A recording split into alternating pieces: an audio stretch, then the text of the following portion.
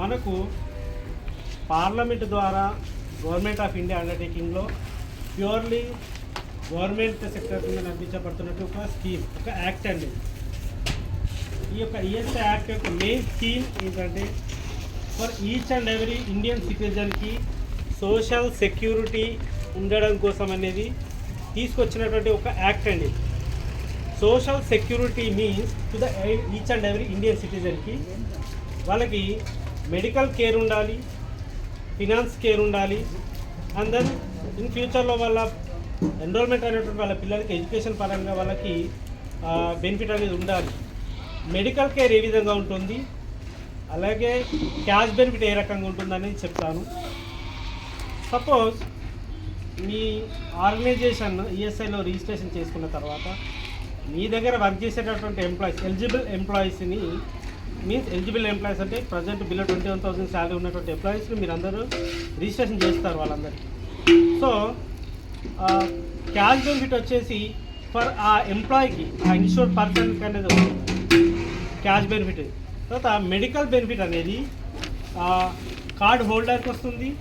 అతని పైన డిపెండెంట్ అయినటువంటి డిపెండెంట్స్ లైక్ స్పౌస్, చిల్డ్రన్, వాళ్ళ parents, below income per month 9,000 ఉన్నటువంటి బిలో ఇన్కమ్ ఉన్న పేరెంట్స్ డిపెండెంట్స్ ఇస్తారు. అలాగే in case spouse direct dependent, పిల్లలు ఇన్ కేసు మేల్ చిల్డ్రన్ అయితేనేమో వాళ్ళు ఇన్ కేసు స్టడీయింగ్ ఉంటే వాళ్ళ బోనాఫైడ్తో మనం క్రైటీరియా చూపిస్తూ వాళ్ళకి అప్ టు 21 ఏజ్ వరకు, ఇన్ కేసు ఫీమేల్ డాటర్ ఉంటే వాళ్ళకు మ్యారేజ్ అయ్యేంత వరకు కూడా ఈ బెనిఫిట్ అనేది వస్తుంది. ఏ బెనిఫిట్? మెడికల్ బెనిఫిట్ అనేది కార్డ్ హోల్డర్కి, తర్వాత అతని పైన డిపెండెంట్స్ ఉంది, ఈ డిపెండెంట్స్ అందరికీ. క్యాష్ బెనిఫిట్ వచ్చి ఓన్లీ కార్డ్ హోల్డర్కి మాత్రం వస్తుంది, రైట్?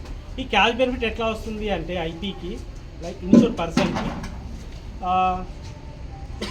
ఫస్ట్ థింగ్ అతను అనారోగ్యంగా ఉండి అతనికి బెడ్ రెస్ట్ అవసరం ఉన్న టైంలో ఒక బెనిఫిట్, క్యాష్ బెనిఫిట్ వస్తుంది. అది ఎట్లా వస్తుంది అంటే, ఫర్ ఎగ్జాంపుల్ అతనికి ఆరోగ్యం బాగాలేక ఒక 1 week, 10 days or 15 days or 1 month or 1 year, 2 years వరకు బెడ్ రెస్ట్ అవసరం ఉన్నటువంటి కొన్ని డిసీజెస్ వస్తాయి. లైక్ ఫీవర్ కానివ్వండి, just 3-4 days 1 week bed rest. Severe ఒక యాక్సిడెంట్ అవుతే ఒక 1 month, 2 months, 3 months bed rest. Like TB, paralysis, cancer, ఇటువంటి కేసెస్ కొన్ని డిసీజెస్ వచ్చినప్పుడు అతనికి ఒక 1 ఇయర్ ఆర్ 2 ఇయర్స్ కూడా బెడ్ రెస్ట్ అవసరమైనటువంటి కొన్ని సిచ్యువేషన్లు వస్తాయి.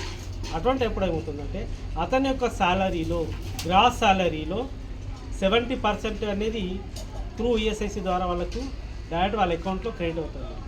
వాళ్ళు చేయాల్సింది ఏంటంటే మెడికల్ కేర్ తీసుకుంటారు మన ఈఎస్ఐ నుంచి.